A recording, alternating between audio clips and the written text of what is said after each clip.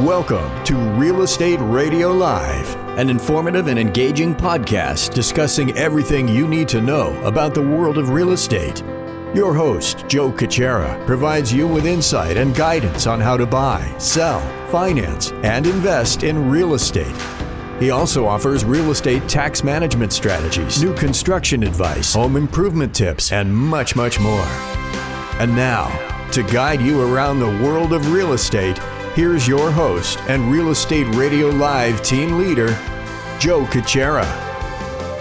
Welcome in, 𝗘𝗀𝗁𝗘 with Real Estate Radio Live. Thank you for all those that continue listening. As I mentioned before, I'm trying to get back into the groove here and do these podcasts at least once a week, and I'm committed to that. We have a lot of topics and a lot of good information, and certainly a lot going on in industry in many different ways that affects real estate, lending, and much, much more. So we'll continue to this information. Hopefully some exciting news to follow, and I will update our listeners as the next couple of weeks go on. But I'm in discussions with the radio station to do another live radio show. I did a live radio show for 11 years back. I think it was starting in 2011.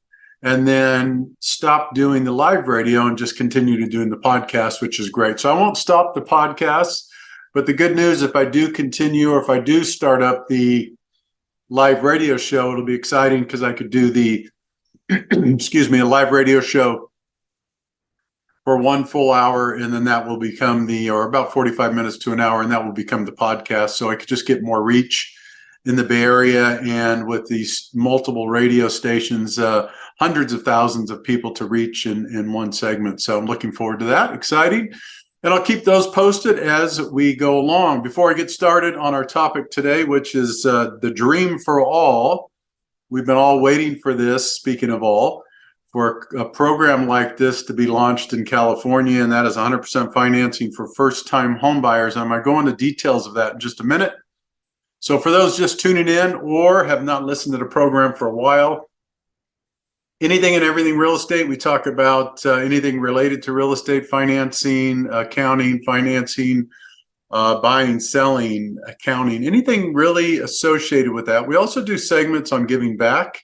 So don't be surprised from time to time if we do segments that we help our communities. We'll bring community leaders in or people from nonprofit organizations to let them share the good work that they're doing. And we're big, big fans of being supportive in our community, and we'll continue to do that as well. For more information, for those who want to reach out and talk to me, area code 408-838-9060. That's 408-838-9060. Or you could always email joe@reradiolive.com. All right, our first topic, which is going to really occupy most of the podcast today, is the new program that California just released here in the last 24 to 48 hours. It's called Dream for All, 100% financing for first-time homebuyers. So I'll break this down and I'll go through it with you. But as always, each person's situation is a lot different. The definition of first-time homebuyers is that you have not been able to own a home or buy a home in the last 3 years plus. But there's a lot of other variables that go into these programs. So what I will say right out of the start is if you think you qualify, or if you think this is something that you could be interested in, just reach out and talk to me. We'll set up a phone call. We could set up some dialogue to find out real quickly whether you qualify or not, or whether it applies. Again, this is an entire state of California, and there's this exciting new aspects to this program. I could tell you, since being in this business for almost 25 years, I could tell you this is the first of a kind. And the reason why is a lot of these first-time home programs in the past have limited the income. In other words, they would say you have to have a maximum household income of 89 or 90 or 100,000, even though that's fine in most parts of the country. Here in California, in many parts of the Silicon Valley, $100,000 is not a whole lot if you're trying to buy a home and qualify for a home that are nearly close to $1 million. So that is a big difference. They're allowing a higher income level, which is, I think, the most exciting part of this program you'll hear when you go through it. So I'm going to kind of read through it real quick and then break a little bit of it down. So this is a shared appreciation program. It's 100% financing program featuring, so what they're going to do, I should say, is offer an 80% first mortgage. This is how it works. And then a 20% second loan with no mortgage insurance and no payments on this second loan. So if you could picture this, let's say you qualify for $1 million loan, right? $800,000 loan. That would be the first loan. The second loan of $200,000. So in essence, it would be 100% financing if you qualify and you meet these criteria and the requirements. Okay. So what happens is that second loan of 20%, in this example, $200,000, there would be no mortgage insurance and no monthly payments. That's right, no monthly payments on that secondary loan. It's what some of you might remember, what we call a silent second. Now, these loans aren't new. It's just that this program is new and some of the parameters around the program are new. So you'll see that as we walk through it. But so that's what we call it, is a 80% first. So in this case of an example, if you're purchasing a home for $1 million, we would get an 80% first of $800,000. The $200,000 second, which would include, this would be in Verge, right? 100% financing. You're coming up with no money down. That second is a silent second, and it is carried by the program administrators. We'll hear a little bit more about that. And basically what you're doing is, the key here is it's a shared appreciation program, and we'll go through that as well. These aren't new. Again, I'll tell you, a lot of people are familiar with these. The difference, I'll keep saying, is that they have elevated the qualifying income levels, which allows more people to easily qualify for something like this if you make a pretty good income. All right, so I gave you kind of an example. The other thing I will tell you is loan limits vary from county to county. So be careful. This is where you want to have a discussion with a mortgage professional like myself, someone who understands markets, counties, loan limits. You know, if you're in what's called a high value area or high cost area, then the maximum loan amount right now for conforming loans is a little over $1 million. That comes down, you know, in the $647,000 and change range. If you're in a area that's called a standard conforming, and then the higher is called a higher balance, up to $1 million or so. What you have to be careful for is that a lot of counties do not allow the $1 million high balance conforming loan limit. Some of them are restricted. So these are things that you just have to be careful about and educate yourself, all right? So as I go through this, you'll hear me say it time and time again, but it's worth repeating. If you think you qualify, if you're interested, I could tell you this is an exciting program. It's the best 100% financing program I've seen since I've been in this business for over 20 years. I could tell you that, especially for Bay Area buyers and people in the high cost livings of California. This is a great program. But just make sure you get with someone that knows what they're doing and then could walk through it with you. Okay, so let's talk a little bit about the Dream for All, is what it's called, provides a loan for 20% of the home purchase. So this participating administrator, they provide the 20%. So you get the 80% on your own. And then the Dream for Home provider, okay, Dream for All provider, it's a totally separate administrator financing. They provide the loan for 20% of the home. The homeowner pays back the original amount plus 20% of any appreciation in the home value over the period of time if you were to sell your home, for instance, okay? And we could go through more of a details of that. In other words, this appreciation program, no one is going to give you 20% of a purchase for free. So really the way this program works, and it's a great partnership, to be honest, they come up with the 20%. So it's 0% down, right? If you could qualify.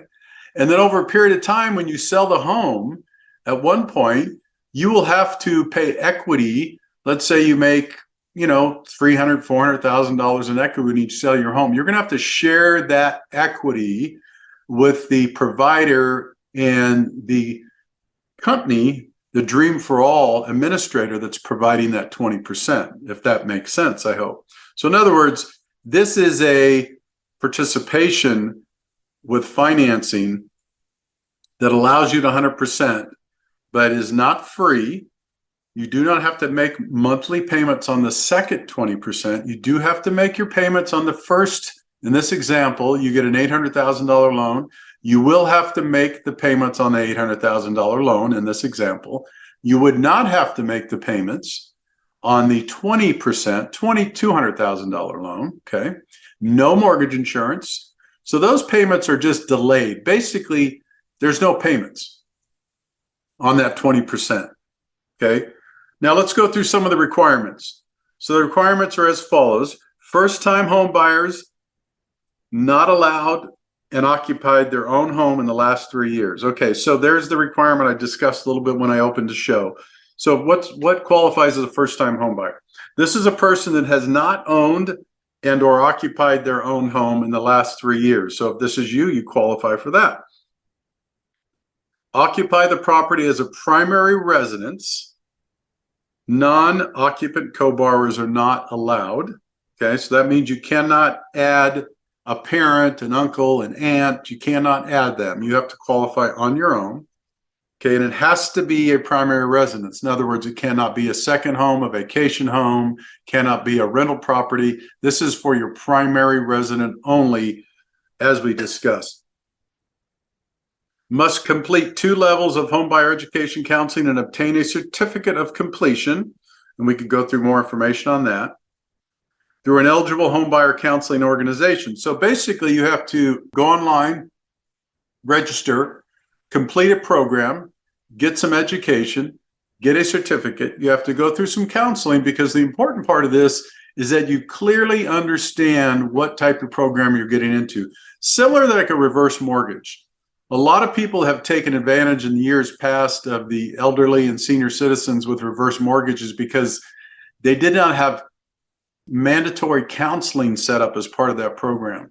So just like reverse mortgages, this program mandates that you have a counseling program online, and it's super important. I'll tell you why, is that you need to understand exactly what you're doing here.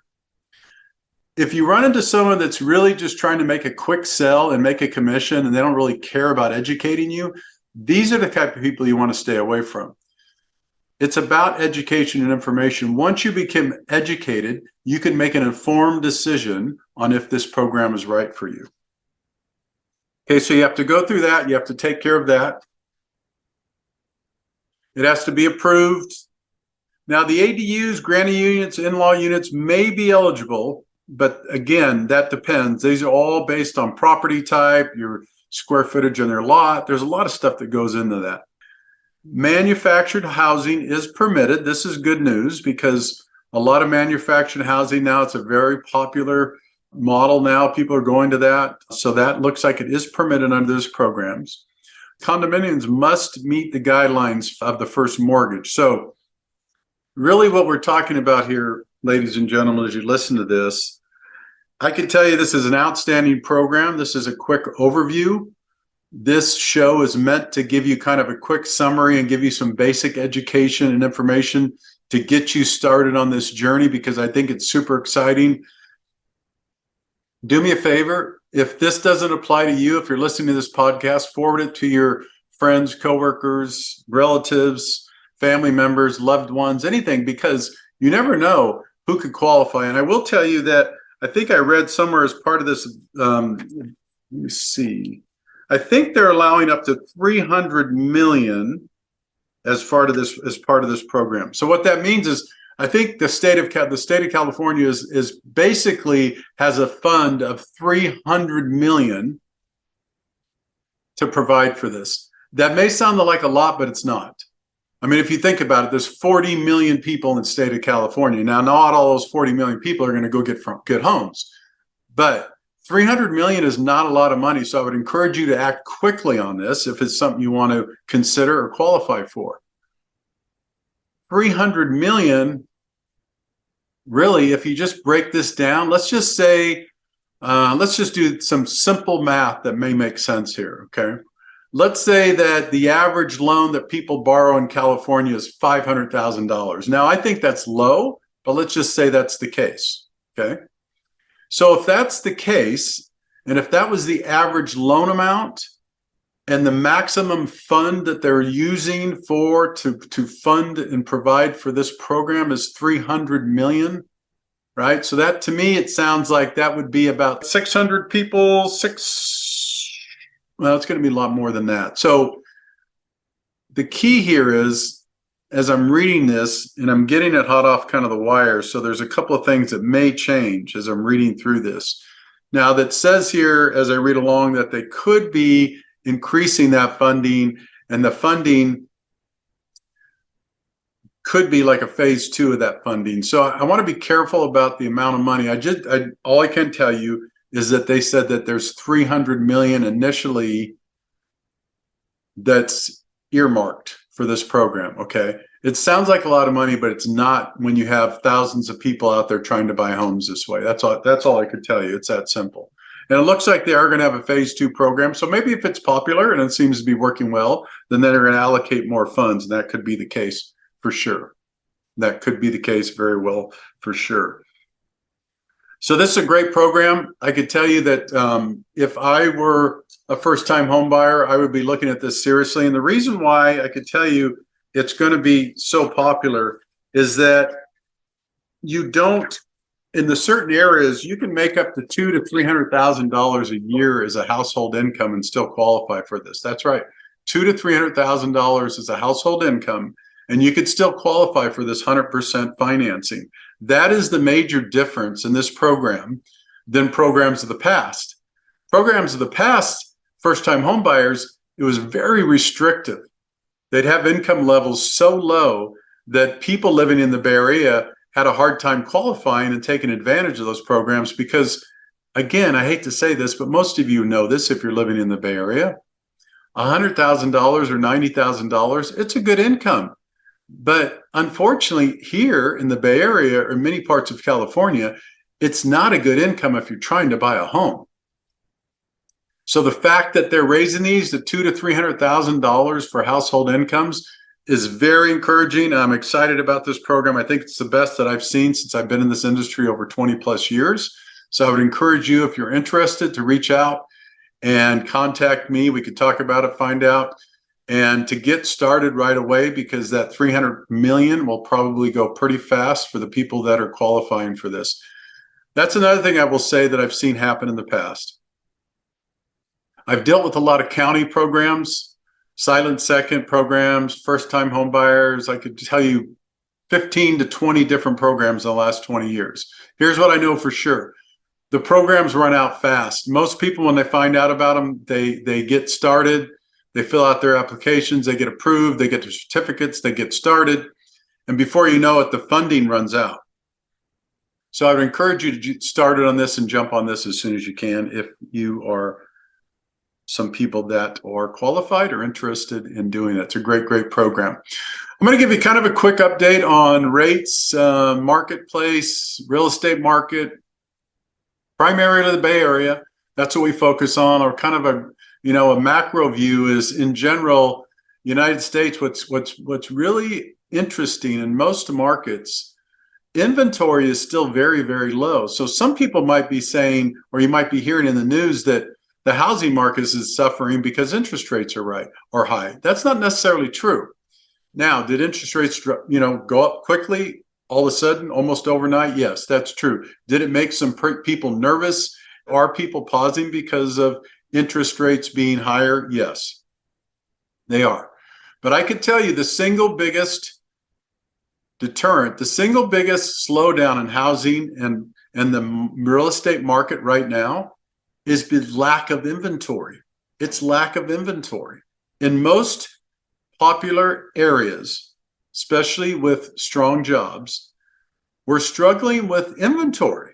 So inventory is super, super low. So most of the reason that activity is not increasing, or we're not seeing robust, really strong purchase market, is because inventory is low. It's not necessarily because interest rates are up.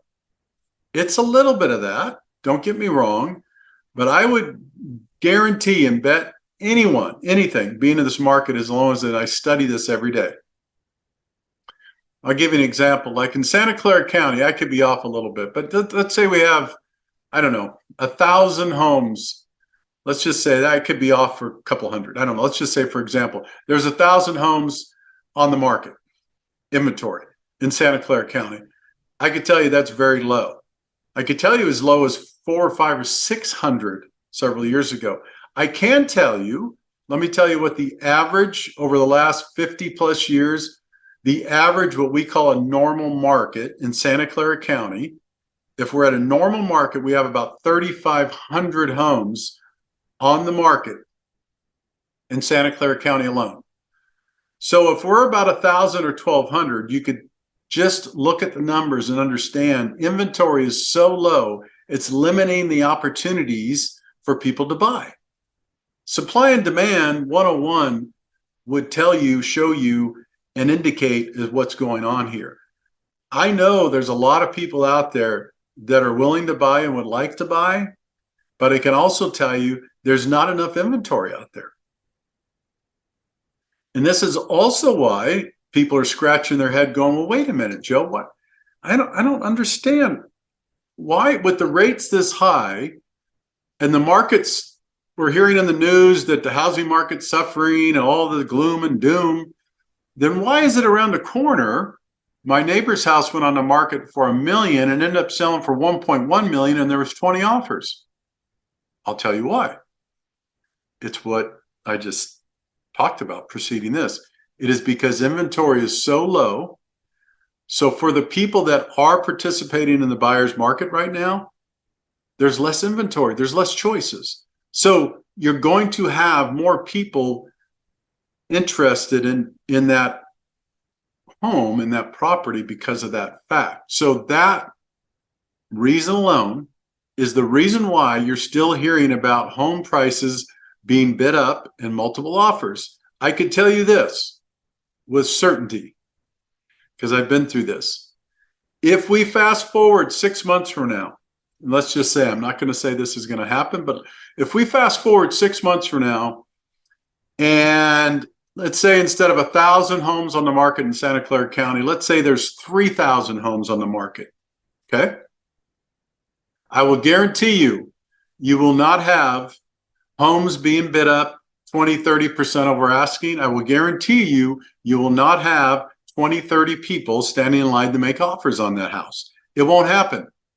Now, are there one-offs? Of course. If someone puts a home on the market and they're trying to generate interest and they put it super, super low, I get it. So I don't want anybody to come back and say, Joe, you promised, or I told you guaranteed. There's always variables. But what I'm trying to explain here is the dynamics of what's happening in the marketplace, and not just in Santa Clara County, by the way. This is other popular counties too. So don't get confused. Interest rates are up. Yes, of course. They're in the mid 6% range right now. Overall, you get sometimes in the 5% range. If you look at an ARM or pain points, or getting the pricing down. But what I'm just wanted to share with you out there, this is a great time to buy. And some people, I would tell you this, don't be so much focused on the interest rate. And someone might be listening to this podcast thinking, Joe, it's easy for you to say, a couple of years ago, rates are at 3%. Now they're 6.5%. I understand. So let me just be clear. If you can't afford a home, I'm not suggesting you go out and do something to try to stress yourself to do something that you can't manage. What I'm saying, if you follow the people that have created wealth in real estate, and quite frankly, stock market, let's focus on real estate. If you follow the history and you look at the people that have created wealth in real estate, guess when that wealth has been created? Do you think it's been created in tough markets or good markets? I could tell you. Go back and do the homework and do the history, because I have. Wealth is created in rough and bad markets. That's when wealth is created.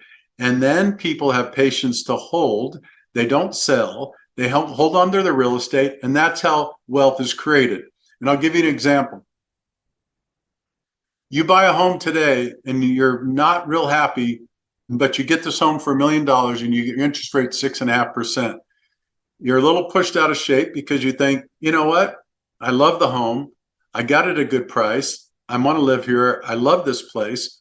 Not real happy about the 6.5% interest rate. Let me explain this something to you. The 6.5% interest rate is temporary. Your wealth creation and your tax benefits are long-term. They're not short-term. Whenever you look at something short-term, you're going to have potential for problem.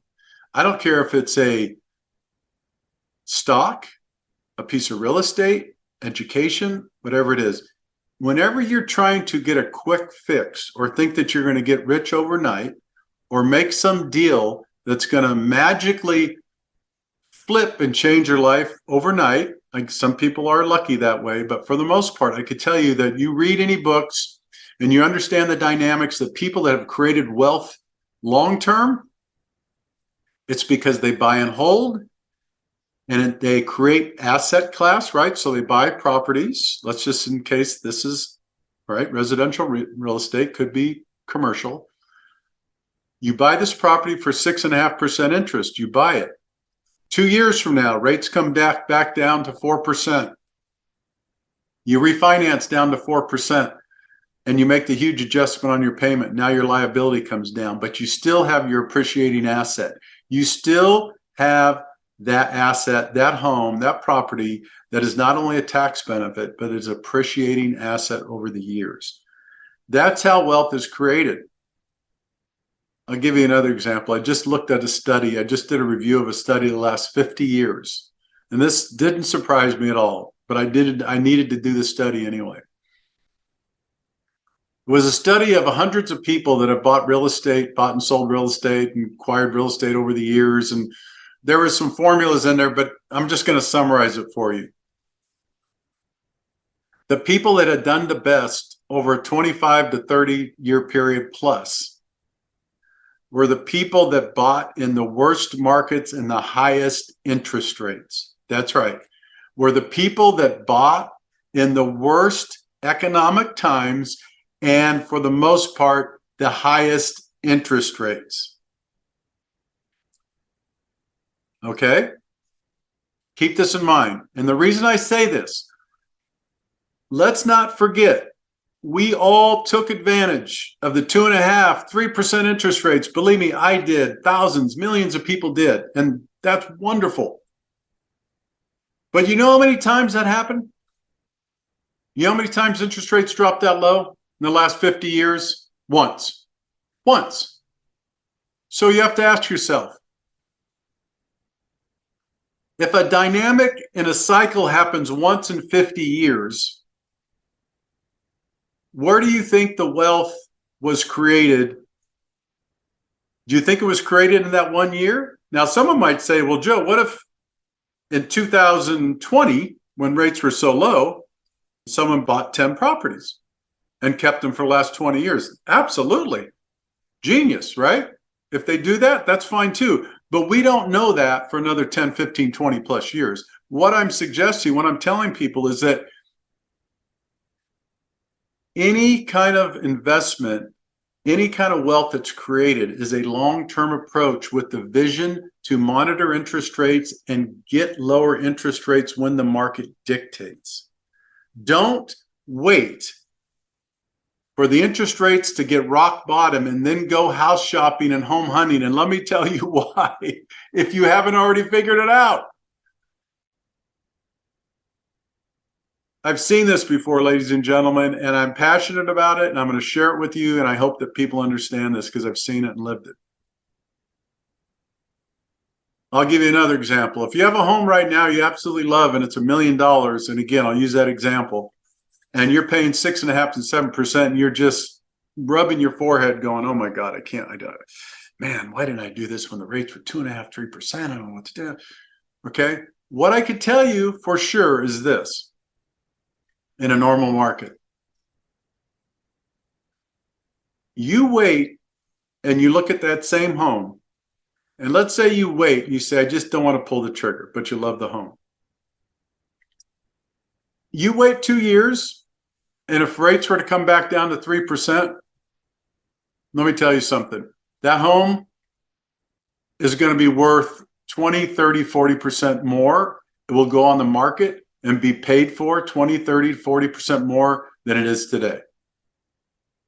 It's because when the rates go down, everybody gets out and they get their shopping cart and they get moving, and they are driven by interest rates. Don't get me wrong. You want to take advantage of low interest rates. Everybody does. I'm not saying don't take what I'm saying.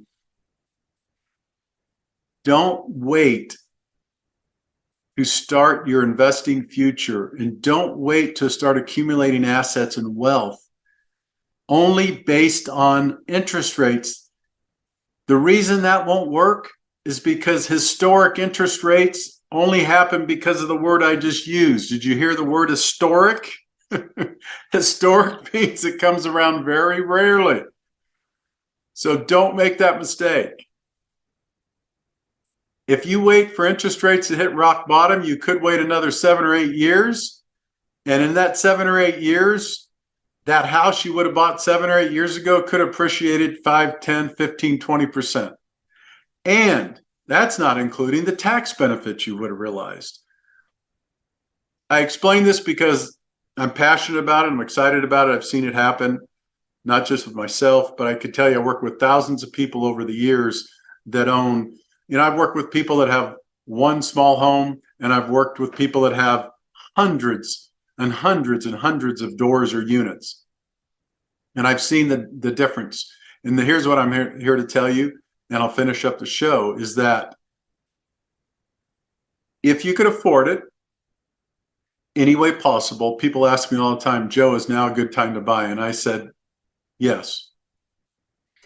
And when I say yes, it only means, when I say yes, it's only if it's right for you. So when you ask me, is it a good time to buy? I'll always say, yes, but is it for you? And the reason I say that is that I'm not suggesting that someone should go force themselves or put themselves in a situation where they're going to go broke or stretch themselves where they can't even afford food to buy a house. I'm not suggesting that. What I'm saying is,